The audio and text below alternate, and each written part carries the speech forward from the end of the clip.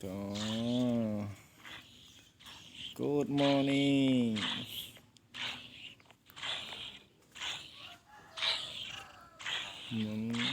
Người bị đầy nó không tu một té.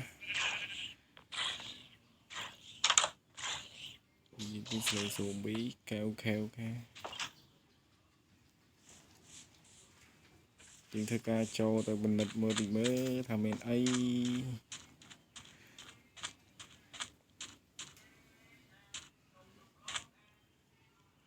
Chỉ tụ muối.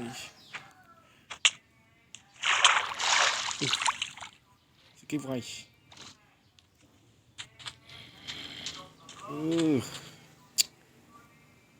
Mà nơi coi thằng tiền á. Chỉ mới 3 ngày mùi.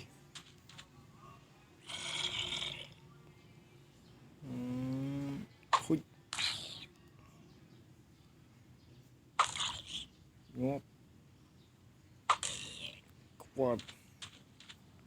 Mana crop ya tit. Tuh.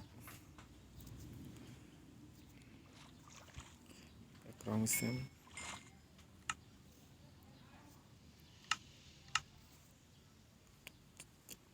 Pung đi cái mà krong, pung đi chi tu. Mình chơi mì vậy thế này.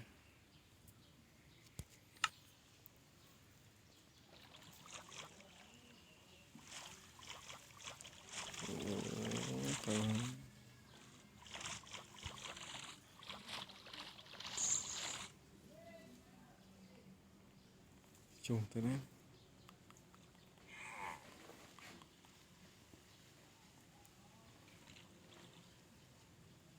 Trô.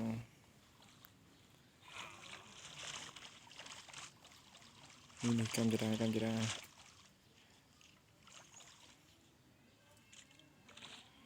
Lang. Nhakit bang. Lang. Ngọt lời. Tao đang lưới cái banh hột.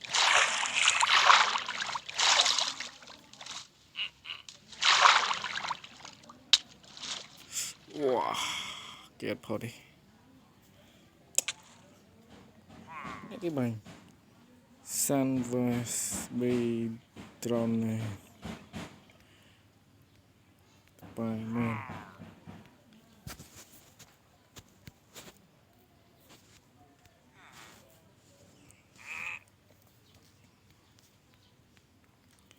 Bạn chắc là gì?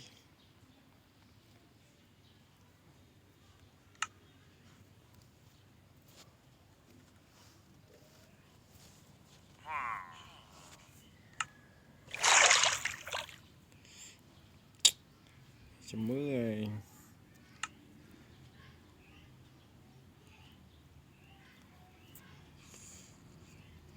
Dụ đà. Prui miên hơi.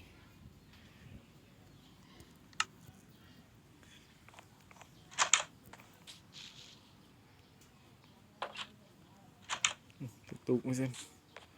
Mình tụt này cái đà là lấy.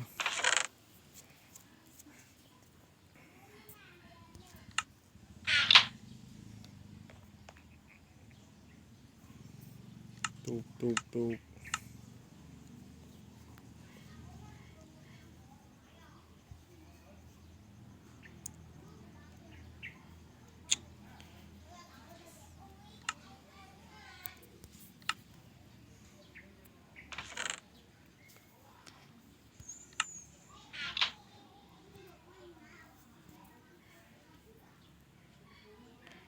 Hot gron tiết.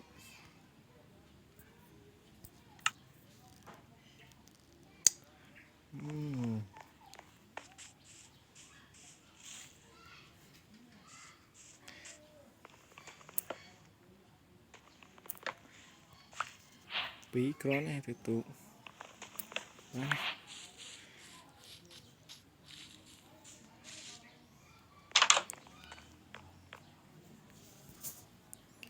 Chọn lại tụt với bạn đang soi 3 ngày đòn ngóp á.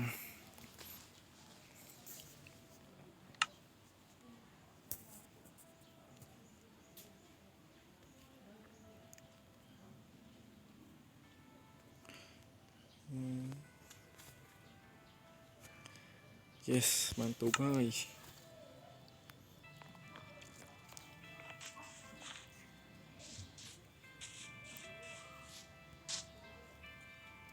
ôi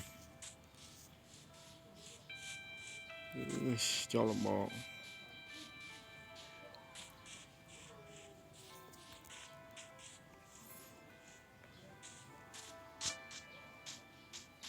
lươn dục tiền lo no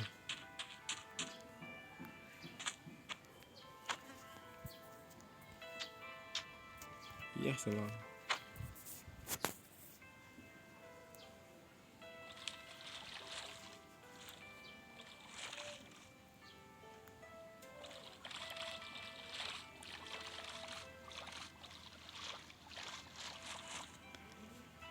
nè cái nó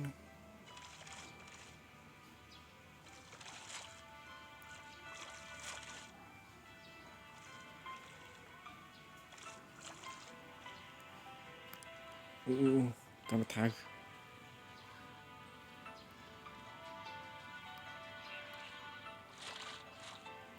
ta đây cũng tới tam này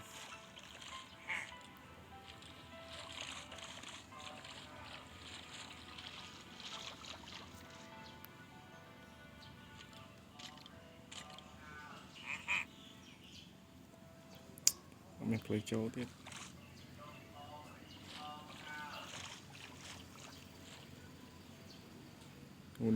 nè bạn này cũng mua tật liền bạn này cũng mua tật bạn đang ca cho đã bạn đang ngọc khuôn bạn đang slow đi đây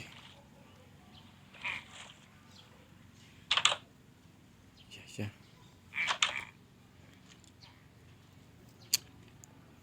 cho tới la rồi thì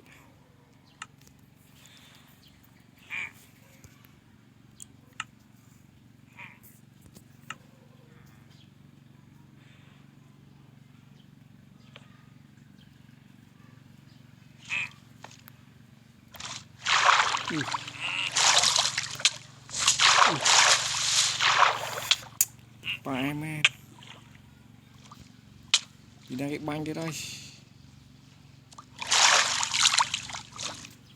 này kia mau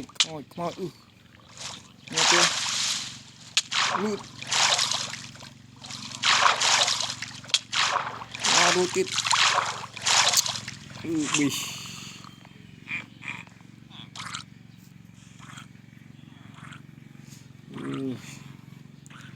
ngọt à sẽ kia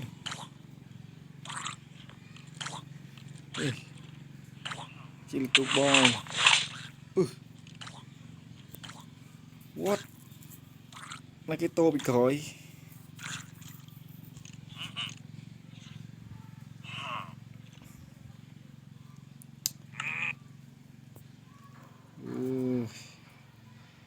tiếp tục mới tiết tục pi chung dạ bạn lại mà vậy tiếp tục mua tiết tô hai ôi xì mới sợ ấy cả sao nằm pang mũi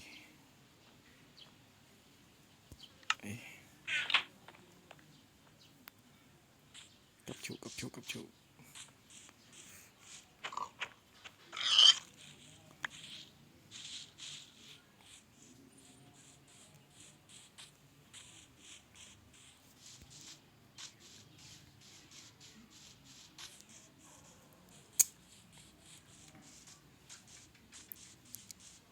từ nào vào đây bạc từ nào vào đây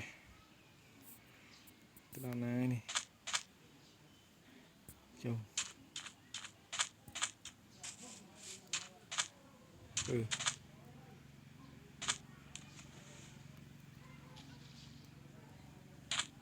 bắt nhiều viên rồi vào đây tục cho số một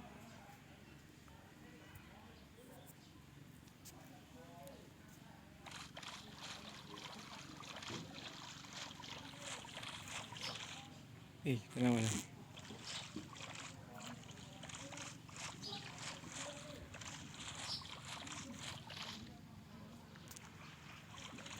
mì nu rồi vô vậy đây ơi ai hồi tránh tân dục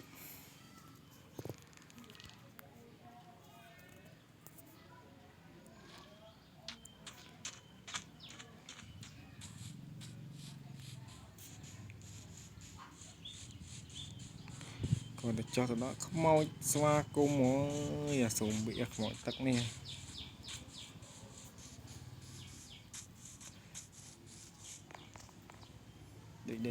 đây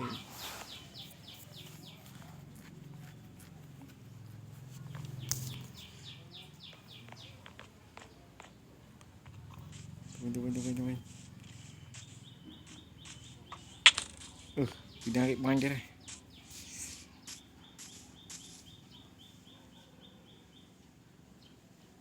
chung vậy